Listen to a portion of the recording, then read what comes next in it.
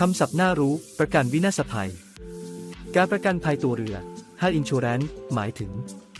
การประกันภัยที่ให้ความคุ้มครองความเสียหายต่อตัวเรือไม่ว่าจะเป็นเรือเดินทะเลหรือเรือที่เดินในน่านน้ำ Hovercraft เครื่องบินรวมทั้งเครื่องจักรและเครื่องใช้ในเรือโดยทั่วไปการประกันภัยตัวเรือทางทะเลนั้นผู้รับประกันภัยจะชดใช้ค่าเสียหาย